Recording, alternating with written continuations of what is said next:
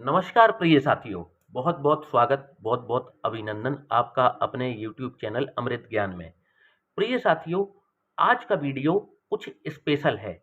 Special in the sense, वैसे तो हमने वैदिक ज्योतिष के जो फलित सूत्र हैं उनके बारे में कई बार चर्चा की है, परंतु आज जो बात हम करने जा रहे हैं वो कुछ खास है, क्योंकि ये समस्या व्यक्ति के जीवन में कई बार उसको बहुत ज़्यादा परेशान करती है। जी हाँ साथियों, उस समस्या का नाम है कर्ज। यदि कर्ज से हैं परेशान तो देखें रोग, रिपू और ऋण का भाव। साथियों, यदि आपने हमारा चैनल अभी तक सब्सक्राइब नहीं किया है तो प्लीज़ बेल आइकॉन को दबाएं और हमारे चैनल को सब्सक्राइब कर लें। यदि आपको वीडियो पसंद आता है तो लाइक करना ना भूलिएगा और ज़्यादा से ज़्यादा शेयर कीजिए। प्रिय साथियों, तो आज हम अपने टॉपिक की शुरुआत करने जा रहे हैं, जो कि है यदि कर्ज से हैं परेशान तो देखें छठवां भाव। तो साथियों, पहले जान लेते हैं कि आखिर कर्जे के कारक ग्रह बनते कौन हैं। किस कारण से व्यक्ति ऋण के कुचक्र में फंस जाता है और फिर उस ऋण को चुकाने के लिए उसको दोबारा ऋण लेने पड़ते हैं जीवन में।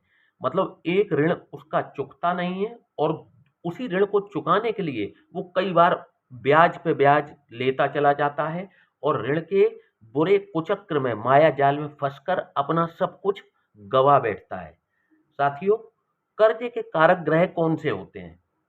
इसमें सबसे पहला यदि किसी का नाम आता है तो वो होते हैं मंगल देव, ग्रहों के सेनापति, ऊर्जा और पराक्रम के देवता।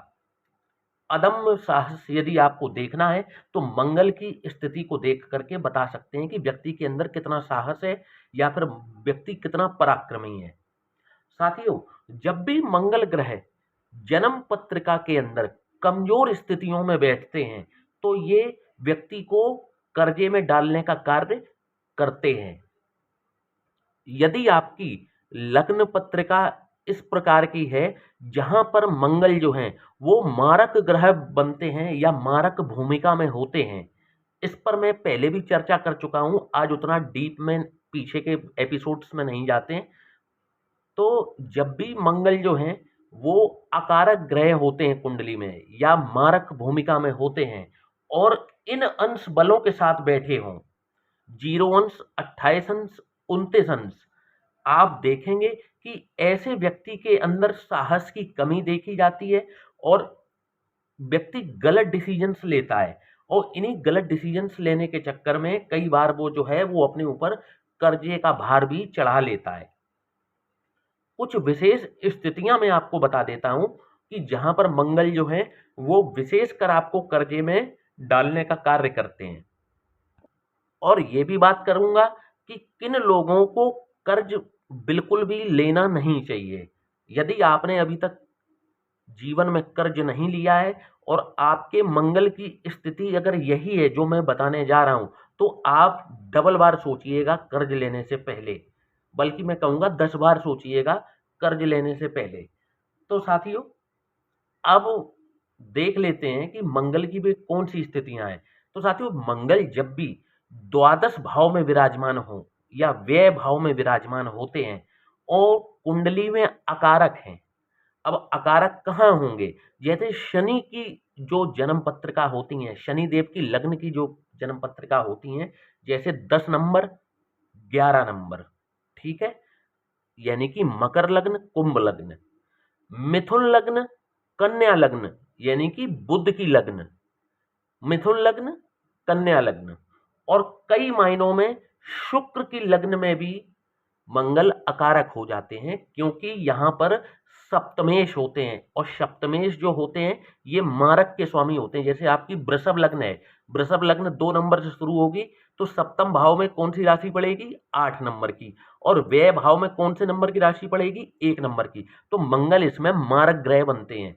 और मारक ग्रह, तो इस प्रकार से मैं आपको उदाहरण दे रहा हूं कि वृषभ लग्न, तुला लग्न, कन्या लग्न, मिथुन लग्न, मकर लग्न और आपकी कुंभ लग्न, ये 6 लग्न हैं। और मंगल की स्थिति अगर ये बन रही है जो मैं अभी आपको बता रहा हूं, तो आपको कर्ज लेने से पहले 10 बार सोच लेना चाहिए। मंगल अगर आपके व्यय भाव में विराजमान हो, मंगल आपके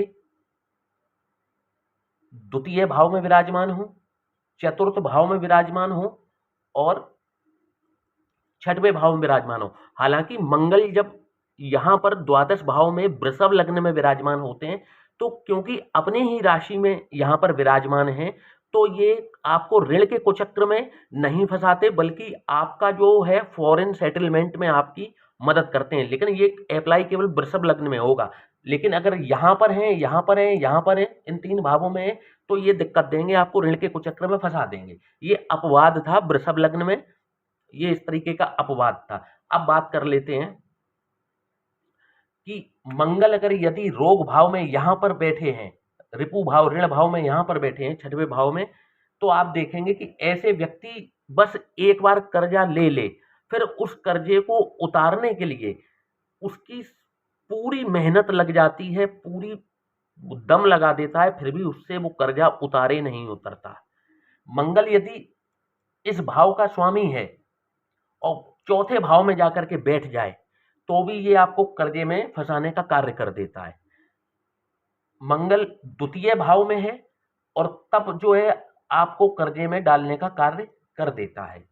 तो ये चार भाव हो गए, द्वादश भाव, धन भाव, चतुर्थ भाव और छठवें भाव में जब भी यहाँ पर मंगल विराजमान हो, तो आप देखेंगे कि ऐसे व्यक्ति को ऋण के कुचक्र में फंसता देखा हुआ जाता है।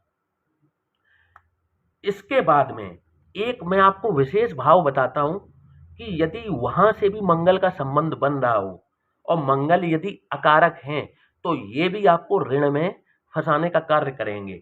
वो होता है छठवें से छठवा, यानी कि लाभ का भाव। अब आप कहेंगे कि ये कौन सी बात हुई कि लाभ भाव में जो है वो आपको कर्जे में डाल देगा।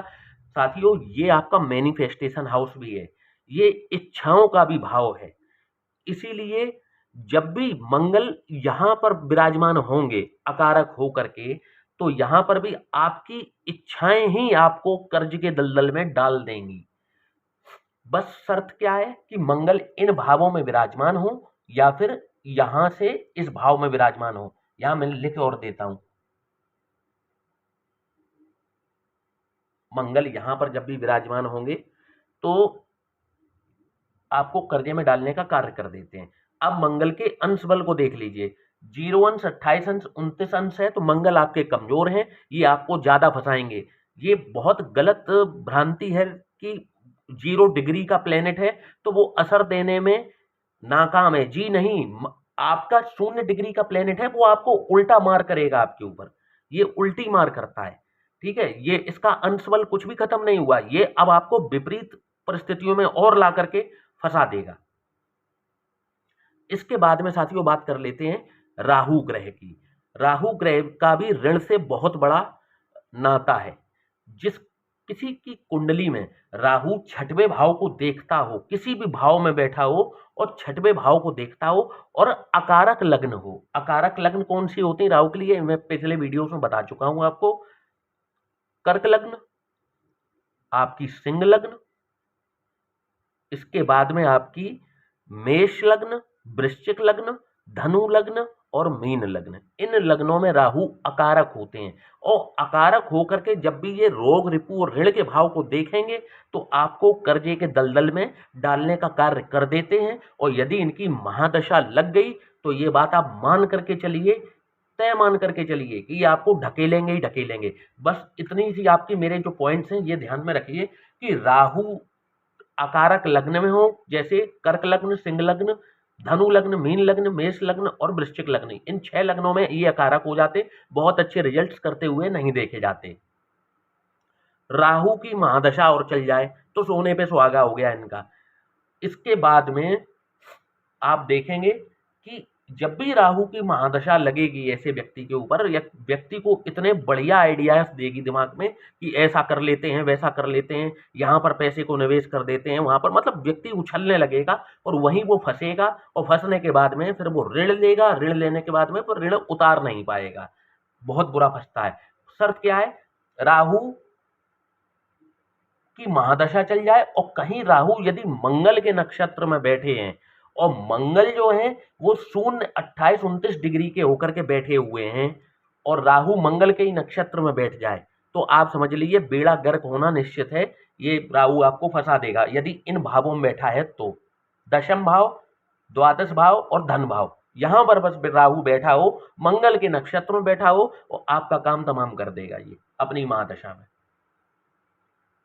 और तीसरी बात क्या है कि इसकी दृष्टि इस भाव पर हो, कहीं पे भी बैठा हो और इसकी दृष्टि जो है इस भाव पर पड़ रही हो,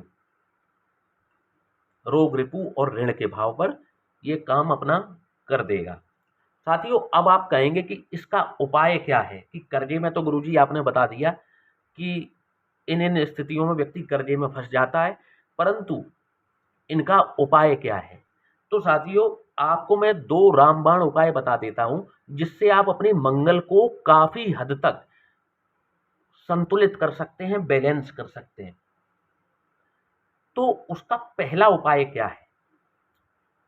इसका पहला उपाय है, तो साथियों सबसे पहले जो व्यक्ति कर्जे के दलदल में फंसे हुए हैं और निकल नहीं पा रहे हैं, इनके लिए सबसे रामबाण उपाय क्या है कि ये अपने हफ्ते के दिनों को बहुत गौर से और बारीकी से देखें और ये देखें कि कहीं ये व्यक्ति मंगलवार के दिन किसी व्यक्ति को उधार पैसे किसी से ले तो नहीं रहा है, या फिर कहीं पर भी चाहे 10 रुपए ही सही ये उधार करके तो नहीं आ रहा है।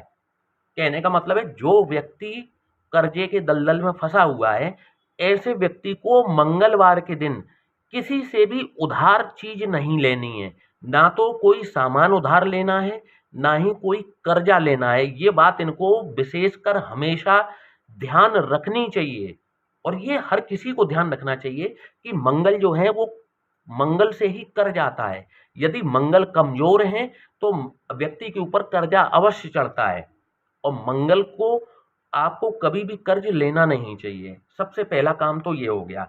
और यदि ये ऋण के कुचक्र में फंसे हैं तो मंगलवार के दिन ये अपना जो है वो ऋण को चुकाने की कोशिश करें। जैसे कि आप किसी से ऋण लेकर के आए, कभी अपने पिछले दिनों में कभी भी आपने कर्जा ले रखा हो 6 महीने पहले, साल भर पहले, और अब आप दिल से चाहते हैं कि ये कर्जा अब आपके ऊपर से उतरे, तो आप उस व्यक्ति को के पैसे को आप जिस प्रकार से भी वापस कर रहे हो, मंगलवार को वापस करें। चाहे आप 1000 रुपए वापस करें, चाहे आप 10,000 वापस करें, आप ये कार्यक्रम शुरू करें मंगलवार से।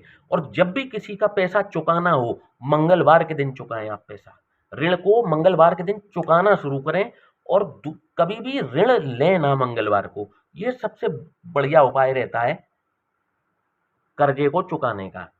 जब आप मंगलवार को कर्जा चुकाने लगते हैं, आपका कर्जा धीरे धीरे उतरना शुरू हो जाता है। और दूसरा क्या है, आपको मंगल ग्रह मजबूत करने के लिए या मंगल आपका संतुलित हो जाए, आपको हनुमान चालीसा का प्रतिदिन नियम से आपको पाठ करना चाहिए। ये प्रतिदिन नियम से करना चाहिए। और रात्रि 8 बजे के बाद आपको हनुमान चालीसा का पाठ करना चाहिए, या फिर यदि संभव हो तो आप सुंदरकांड का भी पाठ कर सकते हैं। और ये सुंदरकांड का पाठ जो आपको करना है, ये आपको किसी हनुमान जी के मंदिर में जाकर के उनके समक्ष बैठ करके आप जो है ये आप हफ्ते में 1 दिन भी कर सकते हैं, हर मंगलवार को। ये कार्य जो है सुंदरकांड का पाठ करना है, ये आप हर मंगलवार को रात्रि 8 बजे के बाद किसी भी हनुमान मंदिर में बैठ करके आप सुंदरकांड का पाठ करना शुरू करें और उनके सामने अपनी ये अर्जी लगाएं कि हे परमपिता, कर्जे में फंस गया हूं, इस दलदल से बाहर निकालिए। इस तरीके का आप पाठ सुंदरकांड का पाठ आप कर सकते हैं। आपको निश्चित तौर पर बहुत लाभ मिलेगा। ये 2 महा उपाय हैं।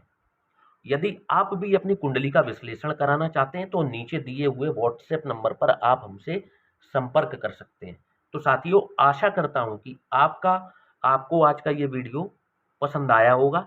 तो चैनल को सब्सक्राइब और वीडियो को लाइक करना ना भूलिएगा और वीडियो को ज़्यादा से ज़्यादा शेयर कीजिए ताकि और लोगों के भी काम आ सके। इसी के साथ अब आपसे इजाज़त चाहता हूँ। जय श्री राम।